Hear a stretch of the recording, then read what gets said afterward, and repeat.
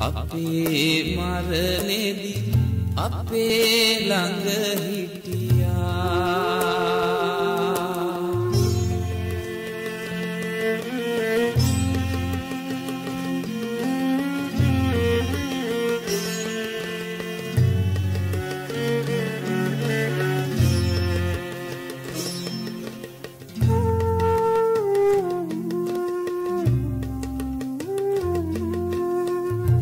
අපේ ගම්වල අපේ දරුවන් සසුන්ගත කරවා නිවන් පුරවැද නිවී සැනහෙන මාවතේ යවුවා ගමේ පන්සල අපේ පන්සල අපේ කම රැක්කා අපේ දානෙදි අපේ මරණෙදි අපේ ළඟ හිටියා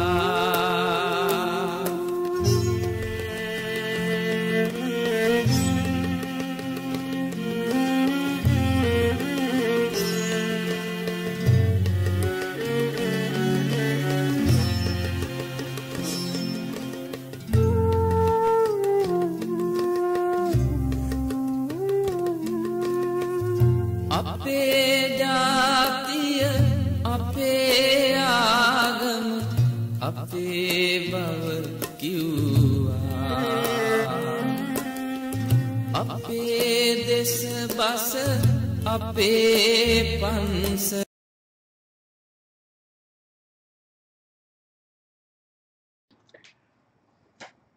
Our Dharma Buddhist Vihara, we have been chanting Jataka tales since early July. Today Jataka tales is TAKKALA Jataka, which means TAKKALA Jataka.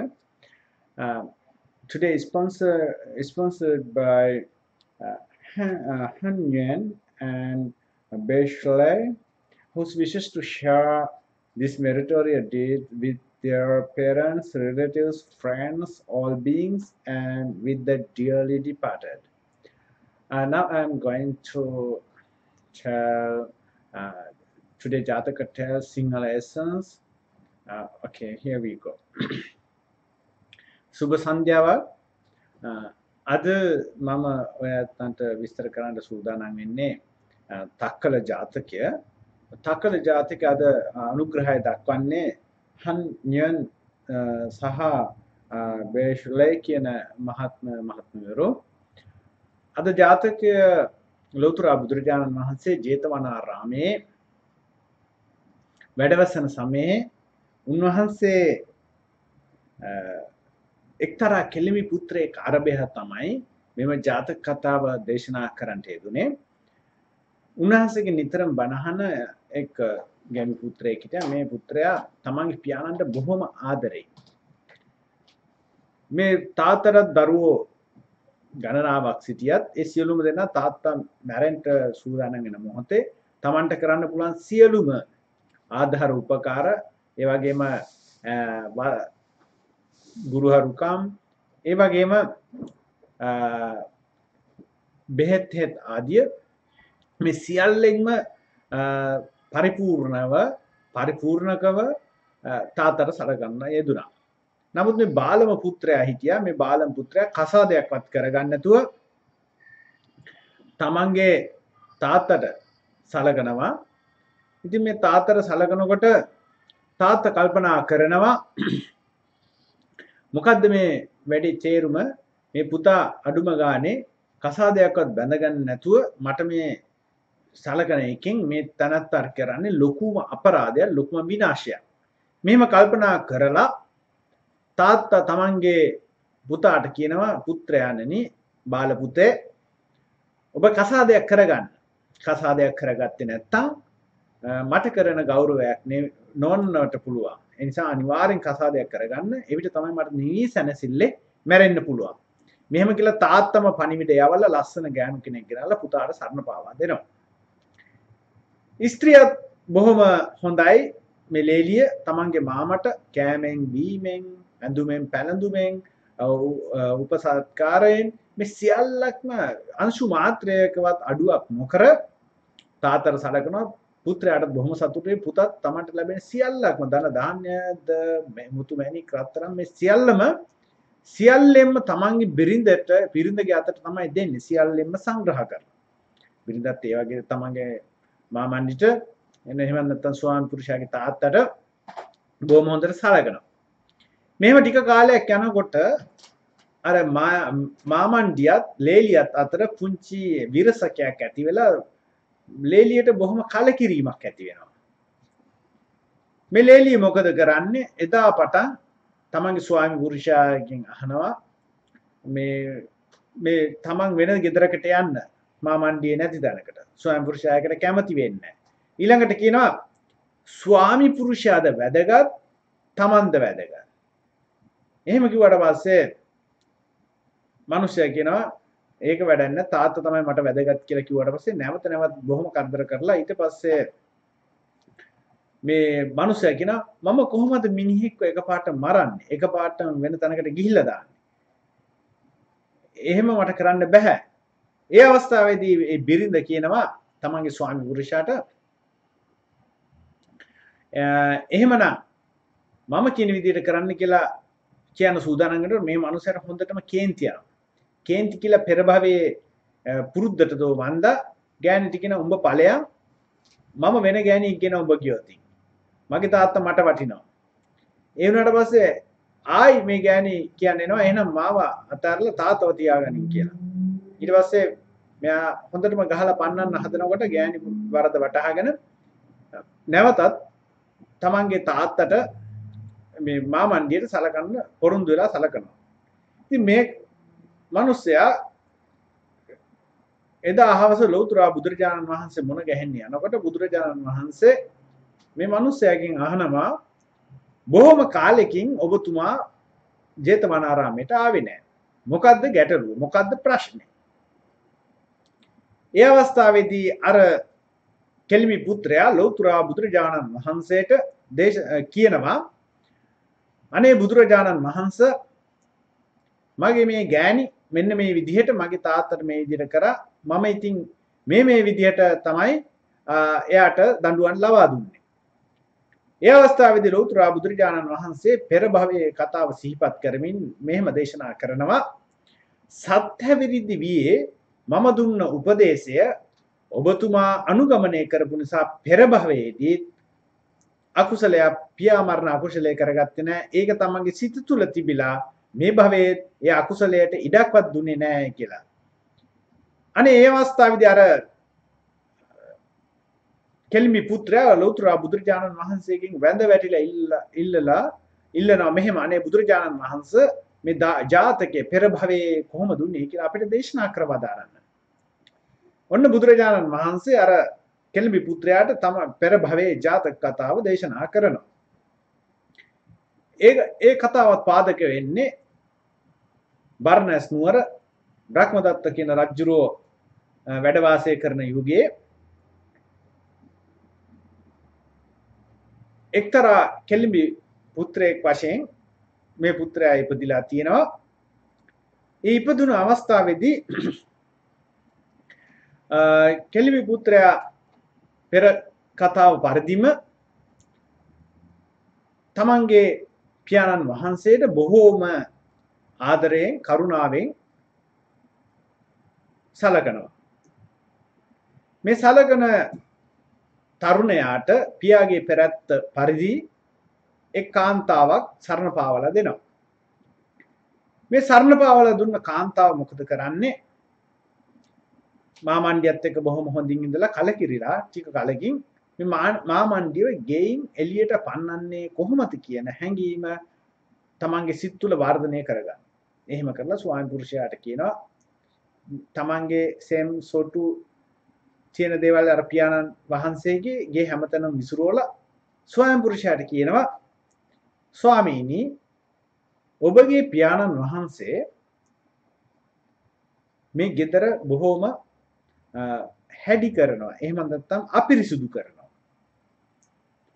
අපිරිසුදු කරන්නේ මේ කුණු බොහොම දුවිලි එහෙම දාලා නෙමෙයි සෙම්සොටු හැමතැනම විසිරෝලා මුත්‍රා කරලා මේ ගෙදර මිනිස්සෙට ඉන්න බැරි විදිහට අසුර භවනක් බවට පත් කරනවා.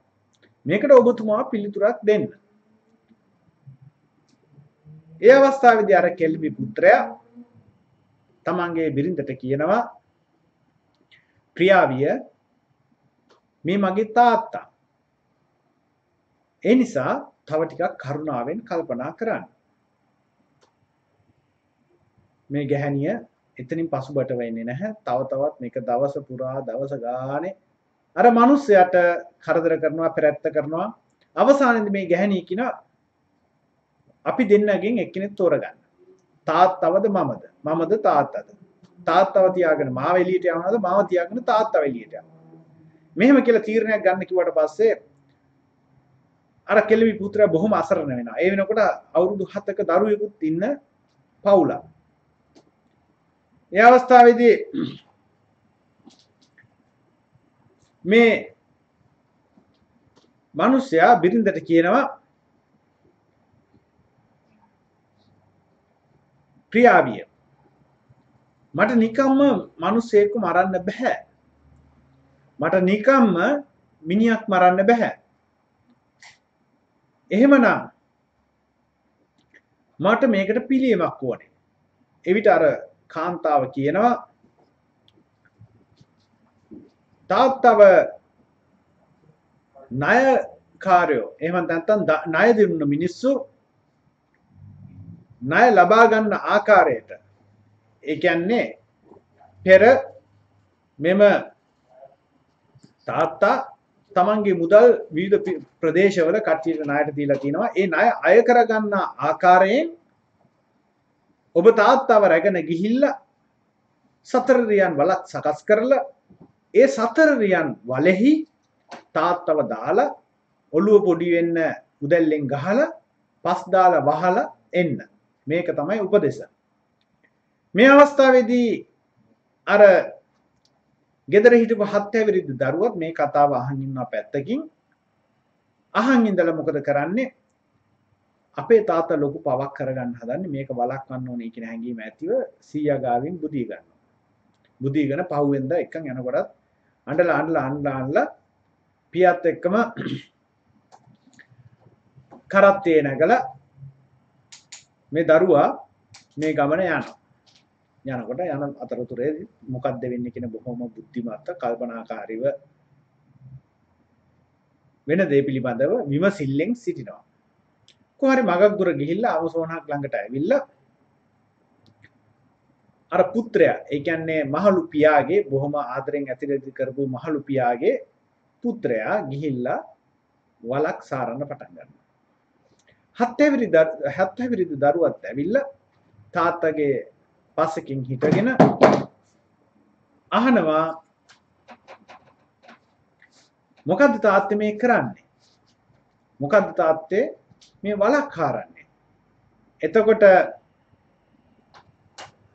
මේ තාත්තා කියනවා පුතේ අර මහලුව සිටින සීයා බොහොම වයෝවෘද්ධයි, බොහොම ලෙඩයි, රෝගාතුරයි, තමන්ට ශක්තිය නැහැ. ඒ නිසා එයාට සැපය පිණිස අපි මරලා වලලලා දාන්න හදන්නේ.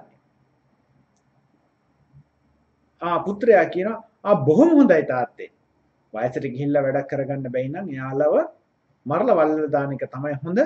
මමත් ඒකට උදව් වෙන්නම් කියලා මෙයා උදැල්ල අරගෙන අර තාත්තා හාර හිටපු වලට මෙපිටින් තවත් වලක් හාරනවා.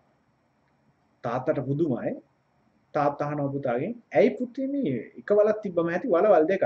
නෑ තාත්තව වයසට ගියාම එහෙම නැත්නම් තාත්තා ලෙඩ වුණොතින් දාලා ඔළුවට ගහලා මරලා දාන්න තමයි මම මේ කරන්නේ. ඒක නිසා ඒකන කලබල වෙන්න එපා. තාත්තා ওই වල හරන්න මම මේ වල හරන්න. මේ අවුරුදු 7 දරුවා. එතකොට අන්න අර පියාණන්ට අවබෝධ වෙනවා තමන් කරන්ට ගිය වැරද්ද.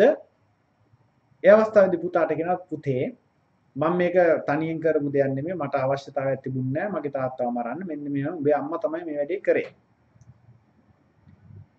එහෙමනම් මේ වැඩේ අපි කොහොමද කරදරයක් නොවන විදියට විසඳාගන්නේ? පුත්‍රයා කියන අපි ගමට යන් ගිහිල්ලා අපි මවට යම් යම් මේ අවවාද උපදේශ දෙන ගමන් මේ වැඩේ අපි විසඳගමු කියලා තුන් දෙනාත් එක්ක නැවත ගෙදරට එනවා. එනකොට අර ගැහණිය එහෙම නැත්නම් පුරුෂයාගේ බිරිඳ ගෙදර සුවඳ විලවුන් ගාලා පිරිසුදු කරලා කිරිබත් හදලා අපේ මේ ගෙදර කරදරය මල පෙරේතයා ගියා කියලා බොහොම සතුටින් ඉන්නවා කට්ටිය එනකොට. ඒ අවස්ථාවේදී අනේ මේ පියාණන් වහන්සේත් කැඳාගෙන එනකොට දැක්කම මේ ගෑනු එක්කෙනාට බොහොම කේන්තියක් යනවා. බොහොම කේන්තියක් ගිලා අර පුරුෂයාගෙන් අහනවා මේ මල පෙරේතයාව ආයි එක්කන් ආවද? පුරුෂයා කියනවා ඔව්. මල පෙරේතයාව එක්කන් ආවා. ඒ මල පෙරේතයා මගේ තාත්තා ඒ තාත්තව මරන්න උපදෙස් දුන්න ඔබට මාත් එක්ක තවත් ඉන්න බෑ ගෙදරින් ඵලයන් කියලා ගහලා එළවනවා. ගියාම මේ ගෑණිට දැන් යන්න ඉන්න තැනක් නැහැ. ළඟ ගෙයක් ආව ළඟ ගෙදරක ඉන්නවා. මේක දැකපු අර සත්‍යවැරදි බෝධිසත්වයෝ තාත්තට උපදෙස් දෙනවා. තාත්තේ අම්මාව නිවැරදි මාර්ගයට ගන්න නම් අපි මේකට සම්ප්‍රප්‍රයෝගයක් හදන්න ඕනේ. එහෙමනම් තාත්තා කියන තවත් ගැහණු කෙනෙක් ගේන්න වෙන ගමකට යනවායි කියලා කට්ටියට ආරංචි කරලා යන්න කිව්වට පස්සේ තාත්තා ඒ විදිහටම ඔන්න ළඟ ගමකට යනවා තවත් තමගේ ඥාති ගැහණියක් බිරිඳ වශයෙන් කැඳාගෙන එන්න. මේක ආරංචි වෙච්ච අර ගැහණිය අඬා වැළපීගෙන ගෙදර ඇවිල්ලා පුතේ මට සමා වෙන්න මං ආයෙත් මේ වගේ වැරදි කරන්නේ නැහැ කියලා අඬලා වැළපිලා පුතා ළඟ ඉල්ලීමක් කරනකොට පුතා කියනවා එහෙමනම් 100ට සලකනවා කියන පොරොන්දුව දෙන්න මම තාත්තත් එක්ක මේක සාකච්ඡා කරලා විසඳන්නම්. ගැහණිය පොරොන්දු වෙනවා පුත්‍රයා පියාණන් එක්ක සාකච්ඡා කරනවා. එතෙන් ඉඳන් මේ ගැහණිය තමන්ගේ පියාට මේ ජාතක කතාවේ සඳහන් වෙන්නේ දාගැබකට පුද පූජා කරනවා වගේ තමන්ගේ පියාණන්ටත් ස්වයං පුරුෂයාටත් සැලකුවා කියලා. අවසාන වශයෙන් ලෞතර බුදුරජාණන් වහන්සේ මේ ජාතක කතාව සංක්ෂිප්ත කරමින් ඒ අදාළ කෙලිමි පුත්‍රයාට දේශනා කරනවා මේ භවයේ එදා මගේ කතාව අහලා මට අවුරුදු 7ක් වුණත් මේ බෝධිසත්ව යුගයේදී මගේ කතාව අහලා ඔබ කරගන්න ගිය අකුසලය නොකරගත්තා. ඒ අකුසලය නොකරගෙන ඒ අකුසලයෙන් වැළකීච්ච ඔබ මේ භවයේ අකුසලයෙන් මිදෙන්නට අවස්ථාව ලැබුණා කියලා ලෞතර බුදුරජාණන් වහන්සේ දේශනා කරලා ඒ ජාතක කතාව අවසන් කරනවා. එහෙමනම් ඔය ඇත්තෝ දැන් සූදානම් වෙන්න මම මේ සාරාංශය ඔය ඇත්තන්ට දේශනා කරන්නට යෙදුනේ. අපි ජාතක දේශනාව තුළ ශබ්ද රසයෙන් ඒ වගේම අර්ථ රසයෙන් යුක්තව සාම්ප්‍රදායික විදියට දැන් මේ අවස්ථාවේදී අප විසින් ජාතක කතාව දේශනා කරනවා. සාවධානව අසා සිටින මෙන් ඉල්ලා සිටිනවා. නමෝ තස් භගවතු අරහතු සම්මා සම්බුද්දස්ස නමෝ තස් භගවතු අරහතු සම්මා සම්බුද්දස්ස නමෝ තස් භගවතු අරහතු සම්මා සම්බුද්දස්ස තවද සාක්‍ය කුල ප්‍රසාදනීය තිලෝ ගුරු බුදු රජාණන් වහන්සේ ජේතවනාරාමයේ වැඩවසන සමයේ පිතෘපස්ථාන කරන්නා වූ කෙලෙමි පුත්‍රයෙකු අරභයා මේ ජාතකය දක්වන ලදී. එක්තරා පුරුෂයෙකුගේ දරුවෝ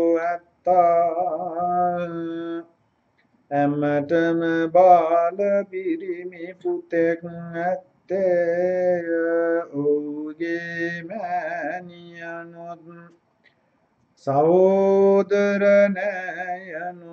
මළ ගමනේ පියාට උපස්ථාන කරන්නේය. එකියන පුරුෂයා තමාගේ පුතාට කියන්නේ එම්බල පුත තොප හැමදාම දුක් විඳිනට මා ආයාසය.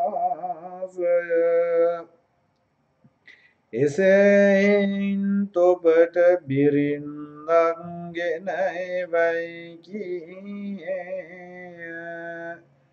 පුත්‍රයා කියන්නේ බිරිඳක් එපා යැයි කීය. එසේ කීවත් පියා සුදුසු කුලයකින් බිරිඳක් ගෙනවුත් පාවා දුන්නේය. එකියන ස්ත්‍රීන් තමාගේ මයිලාට කැවිලි පෙවිලි අඩුවෙක් නොකරන මధుර රසයක් ගෙනාවත් තමාගේ බිරිඳ අතට දෙන්නේය. ස්ත්‍රීන් තමාගේ මයිලාට උණු පැන් සිහිල් පැන් කැබිලි පෙවිලි ආදී වූ දෙය අඩුවක් නොව පිරිමසන්නීය. කල්යාමකින් මයිලා කෙරේ කලකිරි කැවිලි ආදී වූ දෙයිනුත් අපාසුව කළේය. සෙම්සොටු ආදී වූ නරකද කරන්නේය. සෙම්සොටුගෙන තොමෝ තමාගේ සැමියාට කියන කල නුඹගේ පියාණන් දෑගෙයි මුළුල්ලේ සෙම්සොටු සලා නරක් කරන දෑය. උන් රඳවාගෙන මාරපියන්න තමාගේ සැමියාට කියන්නේ පුරුෂයා කියන්නේ තෝපලාගිය නම් අනික් බිරින්දක් ගෙනෙමි.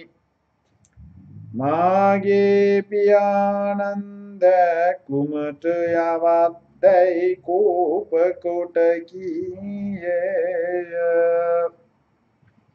එසේ කීවත් මා රඳවාගෙන උන්ද ඇරපියන්න නොත් භයපත් පළමුසේ තමාගේ මයිලාට කැවිලි පෙවිලි ආදියෙන් සැපසේ උපස්ථාන කරන්නීය.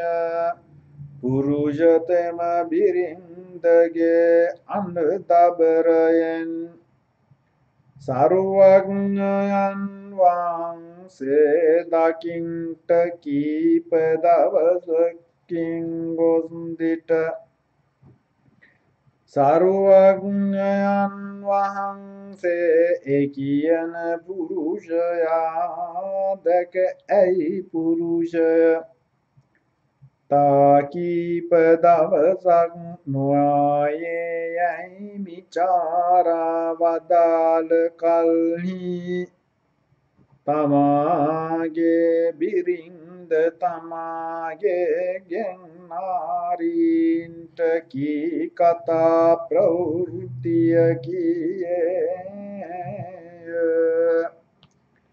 සරුවඥයන් වහන්සේ පවත් අසවදාරා එම්බල පුරුෂය තෝ පළමු ජාතියෙහි තාගේ පියා මරා පළලා පස් ගසන්නට වන් ගමනේ හත් ඇවිරිද්දෙන් මා කී අවවාද තොප සිත් තිබූ හෙයින් තෝගිවිස පමණින් විනා පළමු ජාතියෙහි මෙනියාවට වන්නේ වේදැයි වදාරා ඒකෙසේදැයි ආරාධිත වූ සරුවඥයන් වහන්සේ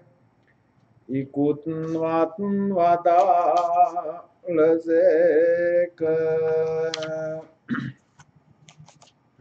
ඒකෙසේද යට ගිය දවස බරණැස් නුවර බ්‍රහ්මදත්ත නම් රජ කෙනෙකුන් රාජ්‍ය කරන සමයෙහි එක්තරා ගමක පුරුෂයෙක් තමාගේ පියාට සලකන්නේය මේ වනායි පිටිසර ගමක පියා හා පුතාගේ බිරිඳ හා තුන්දෙන වාසය කරන්නා වූ ලියලි මයිලාට නුරුසා තමාගේ ස්වාමියාට කියන්නේ නුඹගේ පියාණන්ද මැරුවොත් මිනාමා ඉන්නේ නැතයි කීවාය. පුරුෂ කියන්නේ මිනිහක්කිනම් අනාථයේ ගසා මරන්නේ කෙසේදැයි කීයේය. එවිට ස්ත්‍රී කියන්නේ නුඹගේ පියාණන්දට නුඹ කියන කල පියාණන් වහන්සේ නුඹ වහන්සේ පළමු පිටිසර ගමක අසවලුන්ට දීපු ණය ඉල්වා ගියෙම් අපට දෙන්නේ නැතයි කියා නුදුන්නෝය. නුඹ වහන්සේ ඇතිව ඉන්දදී දීපු ණය නොලැබෙන කල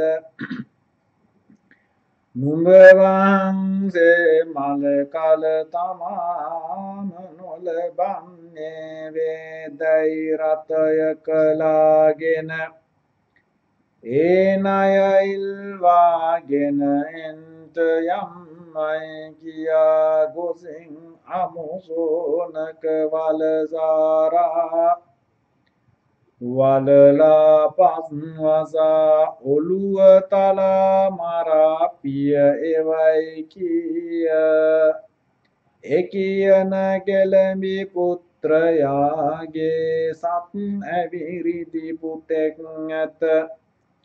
ඒ පුත් තමාගේ මව තමාගේ පියාට කියන වතාව අසා මාගේ පියාණන් වහන්සේ ඒ අකුසල වළක්වන්නට උවමනායයි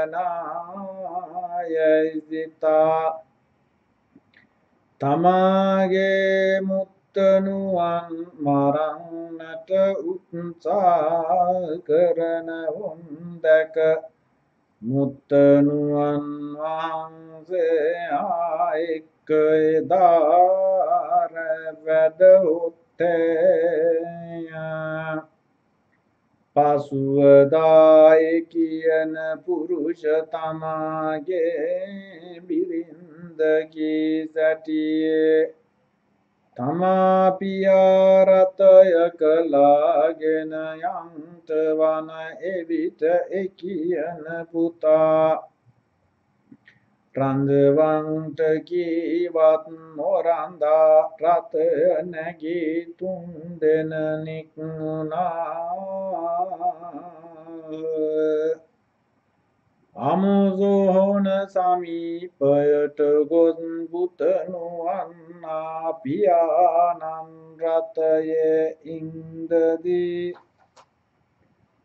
රථයෙන් බැස අමුසොනේ සතරස් වලක් සාරන්නට වන්හ. එවේලෙහි උන්ගේ පුතණුවෝ රථයෙන් බැස පියාණන් සමීපයට ගොස් පියාණන් වහන්සේ මෙතන වලසාරන්නේ කවරටද?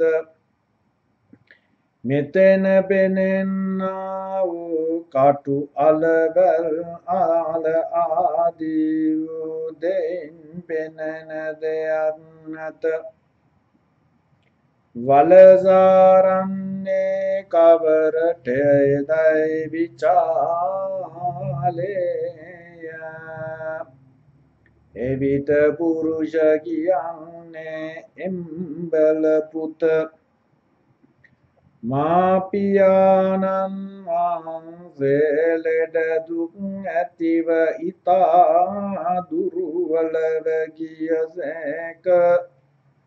වයෝ වෘද්ධව ගියයින් මා පියාණන් වහන්සේට දුක් දෙන්නේ ඇයිදැයි සිතා මරා වලලන්ට යැයි කීයේය.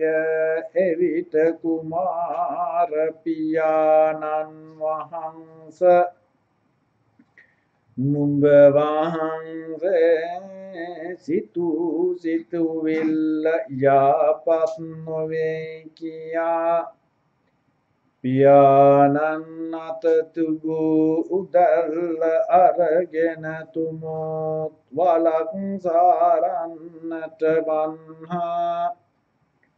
එවිට පියා කුමාරයාගේ විශිෂ්ඨ වූ කාරණා බලා කියන්නේ ඇයි පුත? තෙපිමේ බලසාරන්නේ කවරටදයි විචාලේය.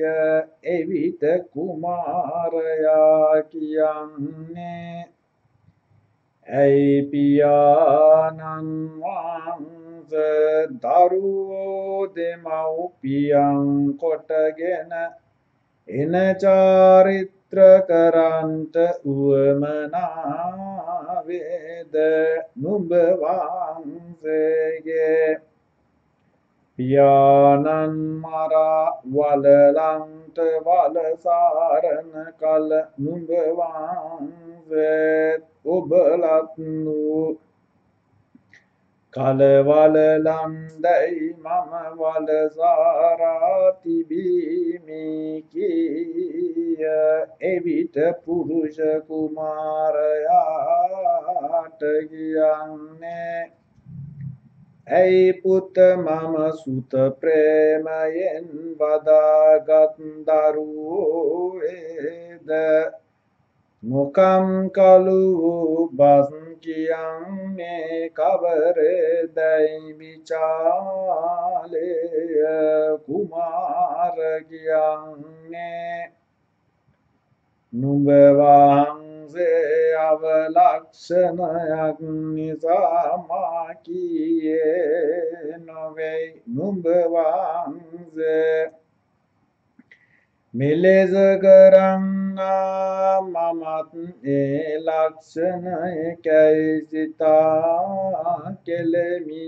නුඹ වහන්සේ ඊට ක්ෂමා කළ මැනවයි. පියාණන් වහන්සේ යම් කෙනෙක් දෙමව්පියන්ට නොකළ මනාදය කෙරෙත් නම් ඉන් වැඩෙක් නැත ඇවඩම යයි කීයේය එවෙලෙයි කෙලෙමි පුත්‍ර ගියන්නේ පුතමා සිතාගත කළ දෙයක් නොවෙයි තොපගේ මෑණියන් වහන්සේ මට එක්වන්කම් තන කරන හැයින් තොප කීයේ ඉතා ඇත්තමය මෙවක් පටන් මෙසේ වූ දෙයක් නොකෙරෙමි කෙලෙඹි පුත්‍ර කීයේය කුමාර එවෙලෙයි තමන්ගේ පියාණන්ට කියන්නේ පියාණන් වහන්සේ ස්ත්‍රීන් කීවා කිරීමෙන් කටයුතු නොවෙයි මතු මෙසේ වූ දෙයක් නොකියන්නේ ඇයි කියා අපමෑණියන් වහන්සේ භයගන්වා කූප කොටගෙන යවා පුව මැනව මෙසේ නොකටයුත්තක් නොකියන සේකයි කුමාර කීයේය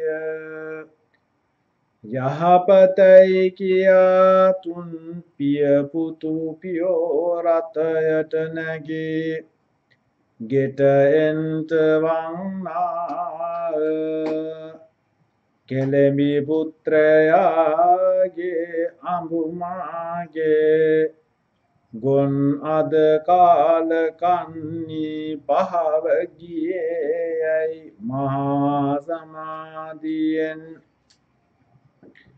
ගෙයිගොම පැන් සඳුන් ඉසතුමු පිරිසිදුව කිරිබත් ආදී වූ දෙය පිසමින් සිටි කලට තුන් පිතු පියන් දුර එන්නා උන් දැක මහා කනස්සලුව මාගෙන් පාවගිය කාලකන්නියා දෙවෙනිව එන නියාවේදැයි සෝකයෙන් සිටියා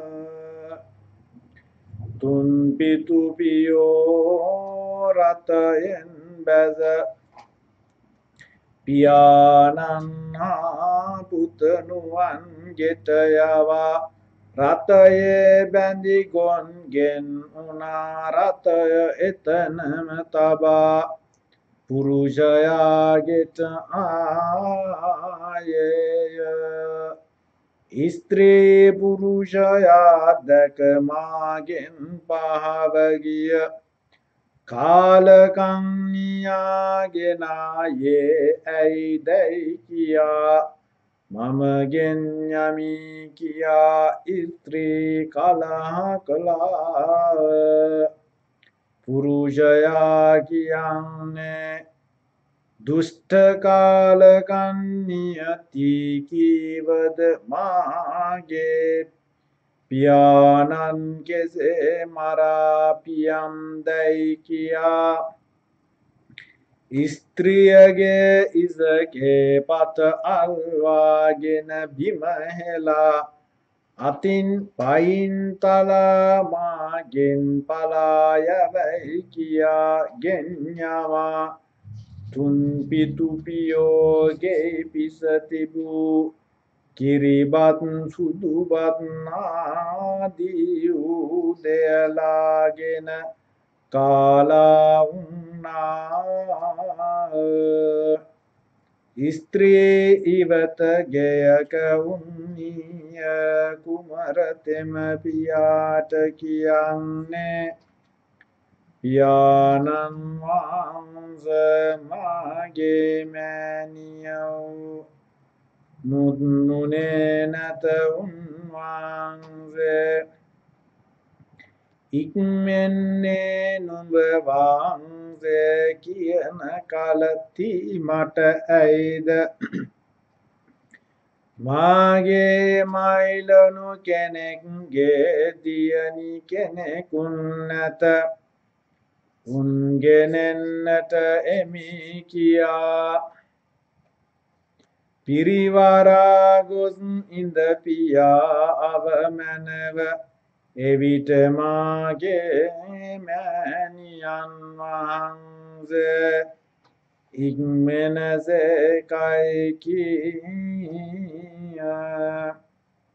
පුරුෂයාත් ඥාපතයි කියා එකිනියාවට දී මට එපයි මාගේ මයිලනුවන්ගේ දියණියන් ගෙන එමි කියා නික්මුණේය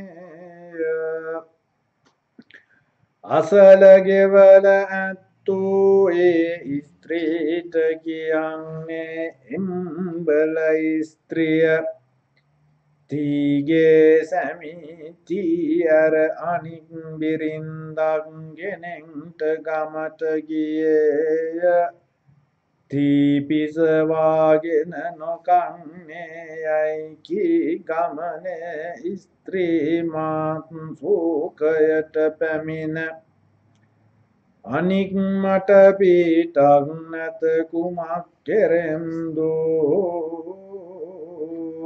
සිතා ගෙට අවුත් පුතනුවන් පය වැටි අඬා පුතුණුවෙනි තොපගේ පියානෝ මාහැර අනෙක් බිරින්දක් ගෙනෙමි කියා ගියේය මා කළ වරක් දෙක් යැයි කිව කුමාර කියන්නේ මෑණියන් වහන්ස මෙවක් පටන් නුඹ වහන්සේ මයිලනුවන් වහන්සේට අමෛත්‍රී නොසිතා උන්ගේ සුවදුක් විචාරව මාපියාණන් වහන්සේට කියාගෙන්වා ගනිමි කියා යවාගෙට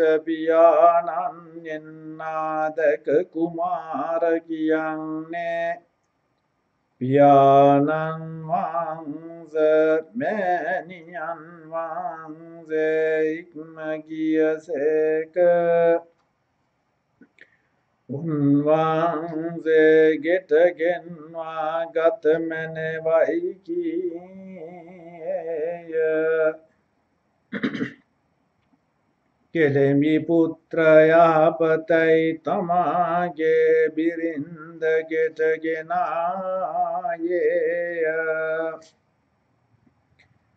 කියන ස්ත්‍රී තමාගේ මයිලනුවන්නා ස්වාමී පුත්‍රයා වැඳ මම ගිය දවස නොදැන අපරාධයක් කෙළෙමි ඊට ක්ෂමා කළ මැනවයි කියා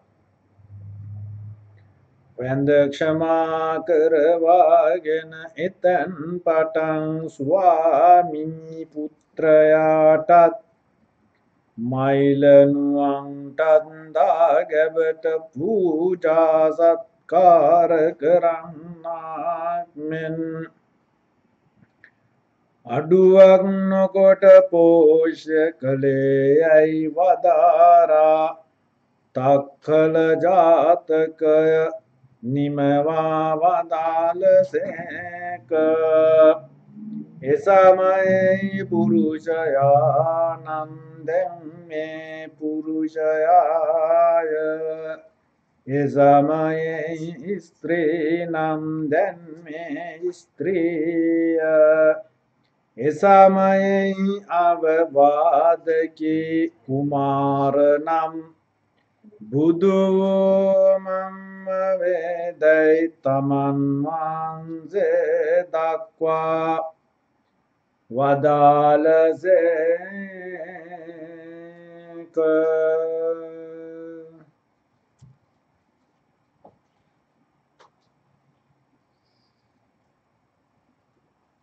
TAKKALA Jataka This story the master told at Jetavana about a layman who supported his father.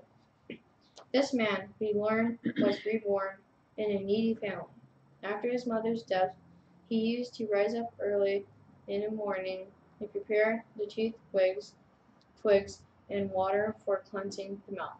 Then by working for hire or plowing in the fields, he used to procure rice gruel and thus fed his father in a manner suiting his station in life. His father said, "My son, whatever is to be done indoors and out, you do alone. Let me find you a wife, and she shall do the household work for you." "Father," he said, "if women come into the house, they will bring no peace of mind for me or for you.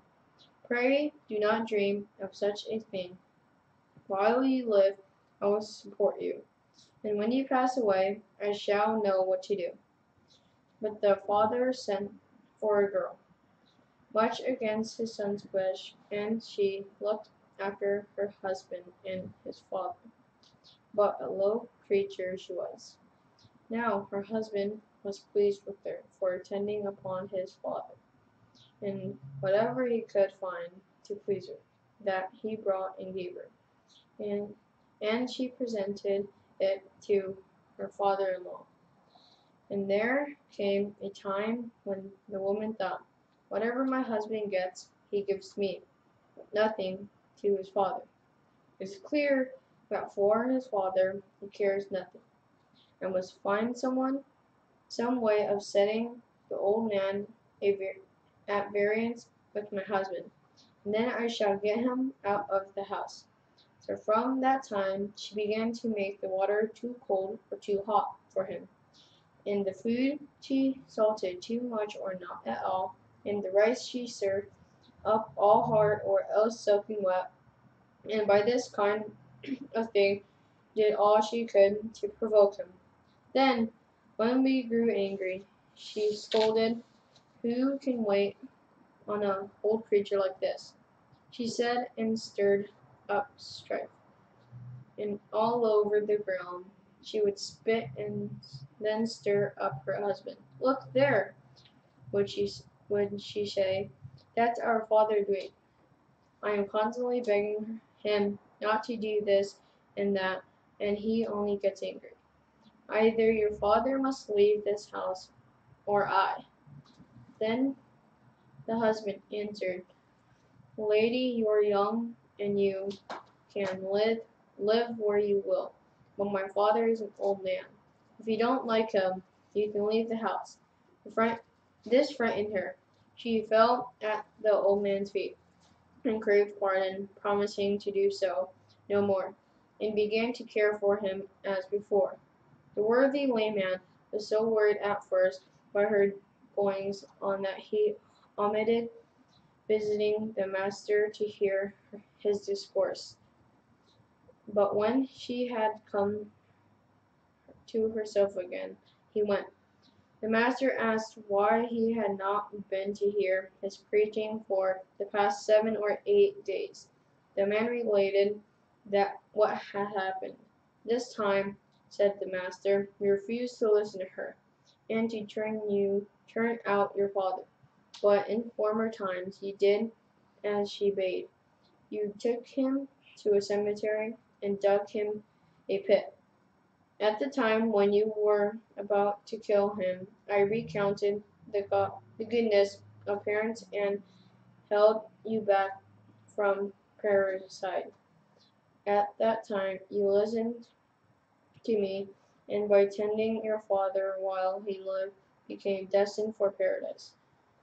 I admonished you then and warned you not to forsake him when you should come into another life. For his cause you have now refused to do as woman bade you, and your father has not been killed." Thus saying, at the man's request, he told a story of the past. Once upon a time there was a family of a certain village in Kasi, with an only son named Vasitaka. This man supported his parents, and after his mother's death, he supported his father. But when the woman said, "Look there, that is your father doing. I'm constantly begging him not to do this and that, and he only gets angry," she went on, "My lord, your father is fierce and violent, forever picking quarrels. A descriptive old man like that, tormented with disease, is bound to die soon. I shan't live in the same house with them. He would die of himself before many days are out. Take him to a cemetery and dig a pit, throw him in and break his head with the spade, and when he is dead, shovel the earth upon him, and leave him there." At last, he said, "Life to kill a man is a serious matter. How can I do it?" "I will tell you of a way," she answered. "Tell me then," said the son. "Well, my lord, at break of day, go to the place where your father sleeps. Tell him very loudly, that all may hear, that a debtor of his in a certain village, and that you went, but he would not pay you. Tell him that if he dies, the man will never pay at all, and say that you will both drive there together in the morning. Then, at the appointed time, get up and put the animals to the cart, and take them in it to the cemetery. When you get there, bury him in the pit, make a noise as if you had been robbed, wound your wash your head, and return." "Yes, that plan will do," said Vasitika. He agreed to her proposal and got the cart ready for the journey. Now, that man had a son, a lad of 7 years, but wise and clever. The lad overheard what his mother said. "My mother," he thought, "is a wicked woman and is trying to persuade father to murder his father. I will prevent my father from doing this murder." He ran quickly and lay down beside his grandfather while Vasitika prepared the cart. "Come, father, let us get that death," he said, and placed his father in the cart. But the boy got in first of all. Vasitika could not prevent him, so he took him to the cemetery with him. Then his father and his son got out of the cart. He took the cart to a spot where he was hidden from them and began to dig a square hole.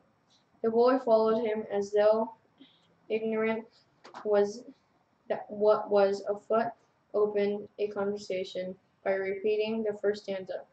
"No wolves are here, no curs are cooking meat, no catmint, nor no other plant to eat." Then father, "Why this pit? If need be none, delve in death's acres mid the wood alone." Then his father answered by repeating the second stanza. "Your grandfather, son, is very weak and old, oppressed by pain from ailments manifold. Him will I bury in a pit today. In such a life I cannot wish him to stay." Hearing this, the boy answered by repeating the half stanza. "You have done sinfully in wishing this, and for the deed, a cruel deed it is." With these words he caught the spade from his father's hands, and at no great distance began to dig another pit. His father, approaching, asked why he dug that pit, and he made reply by finishing the third stanza. "I too, when thou art aged, father mine, will treat my fathers as you treated thine. Following the custom of the family, deep in the pit I too will bury thee." To this the father replied by repeating the fourth stanza. What a harsh saying for a boy to say, and to upbraid a father in this way. To think that my own son should rail at me, and to this truest friend unkind should be. When the father had thus spoken, the wise lad recited three stanzas one by way of answer, and two as an as an holy hymn. I am not harsh, my father, nor unkind. Nay, I regard thee with a friendly mind. But this that you do, this act of sin, thy son, will have no strength to undo again once done. Whoso Vasita hurts with ill intent, his mother or his father innocent, he when the body is dissolved, shall be in hell for his next life undoubtedly. Whoso with meat and drink, Vasita shall his mother or his father feed without. He, when the body is dissolved, shall be in heaven for his next life undoubtedly. The father, after hearing what his son said, repeated the eighth stanza. Thou art no heartless, ingrate son, I see, but kindly hearted, O my son, to me. It was in obedience to thy mother's word I thought to do this horrid deed abhorred. Said the lad when he heard this, Father, woman, when a wrong is done, they are not rebuked. Again and again commit sin. You must bend my mother that she may never again do such a deed as this. And he repeated the ninth stanza. That wife of yours, that ill-conditioned dame, my mother, she that brought me forth, that same went us from out our dwelling far expelled, lest the work other woe on thee as well. Hearing the words of his wise son, well pleased was Vasitaka, and saying, Let us go, my son. He seated himself in the cart with son and father. Now the man too, this sinner, was happy at heart, for thought she this ill luck is out of the house now. She plastered the place and cooked a mess of rice porridge. But as she sat watching the road by which they would return, she espied them coming. There he is, back with old ill luck again, thought she, much in anger. Fie, good for nothing, cried she, what bring back the ill luck you took away with you? Wasitaka said not a word, but unyoiked the cart. Then said he, Wretch, what is that you say? He gave her a sound drubbing and bundled her head over heels out of doors, bidding her never darken his door again. Then he bathed his father and his son, and took a bath himself, and the three of them ate the rice porridge. The sinful woman dwelt for a few days in another house. Then the son said to his father, Father, for all this my mother does not understand. Now let us try to vex her. You give her out in such a such and such a village lives a niece of yours, who will attend upon your father and your son and you. So you will go and fetch her. Then, father, then take flour and perfumes, and get into your cart, and ride about the country all day, returning in the evening, and so he did. The woman in the neighbor's family told his wife this. Have you heard, said they, that your husband has gone to get another wife in such a place? Ah, then I am undone. Quoth she, and there is no place for me left. But she would inquire of her son. So quickly she came to him, and fell at his feet, crying, Save these, I have no other refuge. Henceforward I will tend to your father and grandfather, as I would tend to a beeches shrine. Give me entrance into this house once more. Yes, mother, replied the lad. If you do no more as you did, I will. Be of good cheer. And at this father's coming, he repeated the tenth stanza. That wife of yours, that ill-conditioned dame, my mother, she that brought me forth, that same, like a tamed elephant in full control. Let her return again, that sinful soul. So, said he to his father, and then went and summoned his mother. She, being reconciled to her husband and husband's father, was thenceforward tamed and endued with righteousness, and watched over her husband and his father and her son. And these two steadily, fastly, following their son's advice, gave alms and did good deeds, and became destined to join the host of heaven. The master, having ended this discourse, declared the truce at the conclusion of the truce. The delightful son was established in the fruit of the first path. Then he identified the birth. At that time, father and son and daughter-in-law were the same as they are now, and the wise boy was I myself.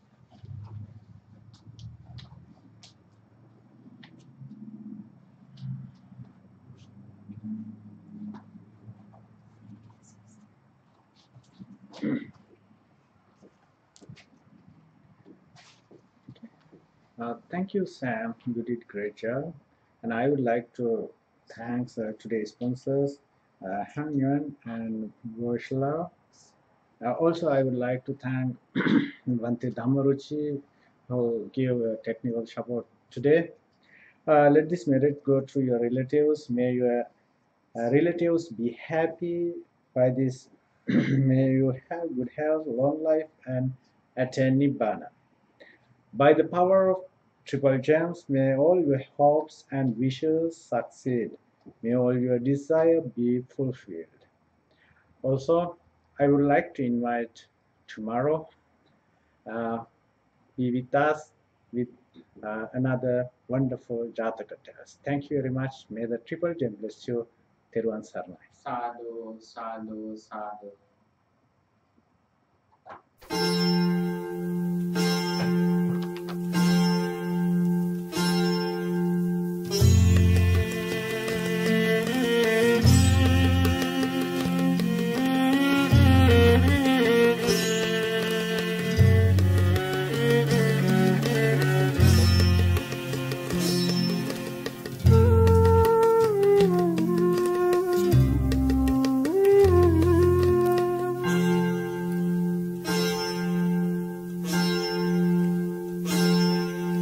ගමේ පන්සල අපේ පන්සල අපේ කමරැක්කා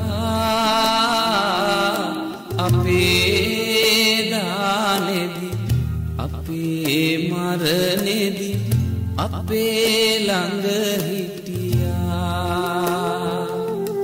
ගමේ පන්සල අපේ පන්සල අපේ කමරැක්කා අපේ දානෙදි අපේ මරණෙදි අපේ ළඟ හිටියා